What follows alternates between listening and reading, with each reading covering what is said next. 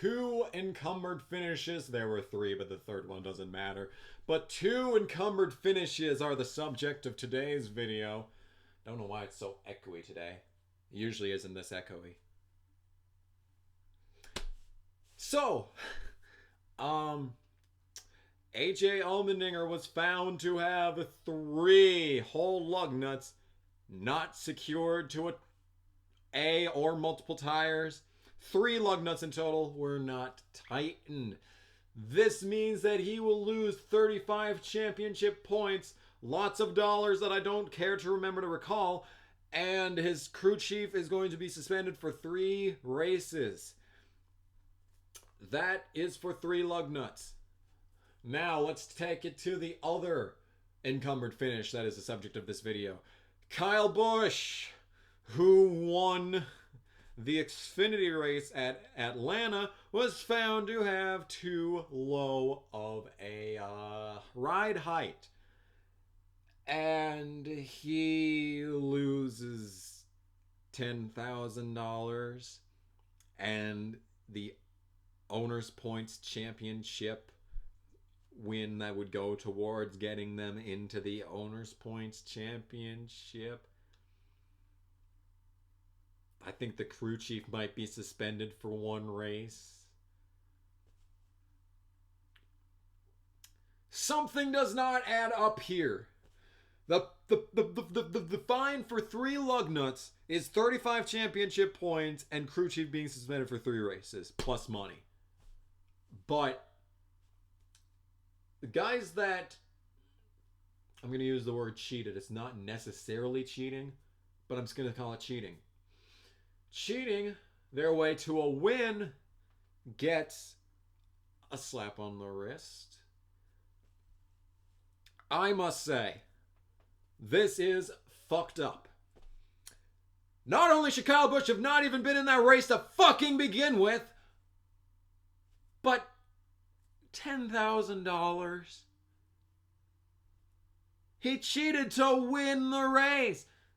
The race winning car was found to be the only one out of the ride height compliance through that entire 40 car field after the race was over. But all they get is $10,000 plus an owner's championship playoff point is gone. The horror. This is inherently fucked beyond belief.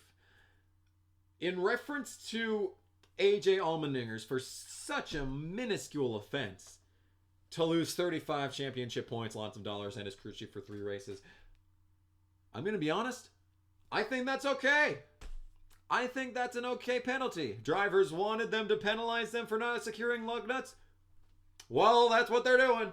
So I say this is a good, a just punishment. It's a just punishment in the Cup Series.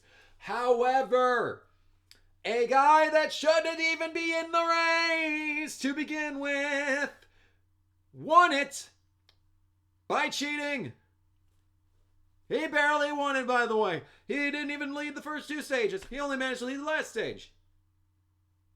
And he still cheated. He almost didn't win, but he still cheated. Okay.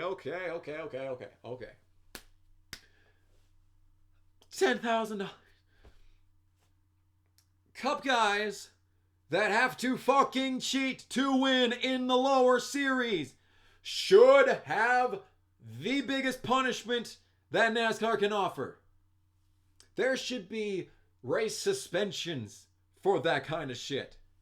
If you have to cheat to beat inferior competition while you are driving the best car in the field, he's already driving the best car in the entire field, and yet he still had to fucking cheat. And all you're going to do is take away $10,000. Oh, I'm a multimillionaire, but please don't take $10,000 from me. Oh, whatever shall I do? So like I said before, I think that the lug nut penalty of 35 championship points and 3 race crew chief suspension is a good idea. However, the encumbered finish for a Cup guy who has to drop down into the lower series that he doesn't even belong in and cheat to win. It should be massive. Oh, it should be massive. Oh, it should be a massive penalty. I saw a post on NASCAR on Reddit that got downvoted to oblivion. I don't know why. It was a very good idea. That said that Cup guys who dip into the lower series that are found to be uncompliant with regulations should have one of their races stripped for the one that they've raced. So, for instance, Kyle Busch would have 9 races, the completion of the Atlanta race, but being found to be out of compliance after post-race inspection would be fined 1 race. That means he would only be able to enter 8 Xfinity Series races for the rest of the season. And the very first comment that I saw was, yeah, I'm sure that the sponsors would appreciate that. Well, here's my response to that. Maybe the sponsors should sponsor someone who isn't cheating. It's just a suggestion. I mean, if you want your brand to be associated with someone who can't even beat the minor leaguers in fair compliance with the little leaguers, you know, they can't even beat the little league team without cheating up. They can't even out home run the little league team with steroids injected up their ass, you know? Yes, they can't even beat the little leaguers without cheating. That is pathetic. Yes, that is a good idea, and I say that. And like I've said before, I would say that on top of being fined 1 race, that win no longer counts. It goes to second place. Second place does not get the free pass into the playoffs, respective of owner or driver's championship, but they still get credited for the win. They just don't get any of the benefits. I think that's fair in comparison because anyone could have finished second. It could have been a fluke. It could have been someone wrecking. It could have been like a fuel mileage race. And while fuel mileage victories are no less full victories in the record book, I think that being unable to, finish at a competition, even that's cheating, still doesn't entitle you to immediate entering into the playoffs, but it should count as a victory, even though it wasn't a virtual victory. That's what I'm trying to say. So yes, I fucking despise Cup guys in the Xfinity and Truck Series. I would bring down the hammer so fucking hard. And like I said before, I would do 3 maximum Cup guy races in the lower series that you can disperse between trucks and Xfinity. But if you're found even once we're talking about my perfect reality right now. If you are found even once, your right to race any more Xfinity or trucks races that year is revoked. And if the sponsors say, hey, wait a second, I don't think so, well then you can fucking go fuck yourself. It's too fucking bad. Maybe you shouldn't have sponsored cheaters, huh? Did you ever think about that?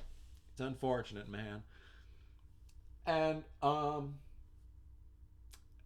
it's just my personal opinion when I say, didn't they last year at places like Dover, where the Xfinity race got rained into Sunday before the Cup race, didn't they replace the drivers in the Cup drivers in that race with guys that aren't in Cup Series? Well, except for like Blaney and Larson. No, Larson didn't. Blaney, yes, but Larson, no. Isn't that? Didn't that work out just fucking fine? I think it did. Personally, I think it did. That's just my personal opinion. Anyway, I think you get the idea. This is fucking bullshit. Kyle Busch should not be in the Xfinity Series. Nor should Larson. Nor should, who the fuck else? Keselowski. They shouldn't even be in the series to begin with. Fuck them. And yeah. I think you get the idea. So this has been a video, and I hope you enjoyed. Listen to Static X.